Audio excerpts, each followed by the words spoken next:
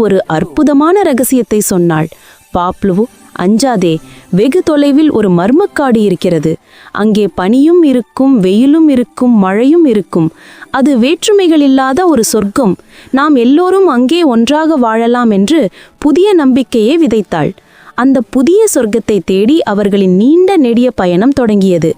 ஆனால் சுட்டெரிக்கும் வெயிலில் முட்கள் நிறைந்த கரடுமுரடான பாதையில் நடந்ததால் மென்மையான கால்களை கொண்ட குட்டி மிம்மியும் பிங்குவும் நாக்கு வறண்டு கால்கள் வலித்து, எங்களால் இனி ஒரு அடி கூட எடுத்து வைக்க முடியாது என்று சோர்ந்து போய் ஒரு பாறையில் விழுந்தார்கள். அந்த இக்கட்டான நேரத்தில் கிளிக் கிளிக் என்ற சலங்கை சத்தத்துடன் புதருக்கு பின்னிருந்து ஒரு தேவதூதனைப் போல புதிய நண்பன் கம்பீரமாக வெளிப்பட்டான். அவன் பெயர் சன்னி. கழுத்தில் வைரம் போல ஜொலிக்கும் கல் பதித்த அழகான நெக்லஸ் அணிந்த ஒரு பழுப்பு நிற குதிரைக்குட்டி. அவன் நண்பர்களே, கவலை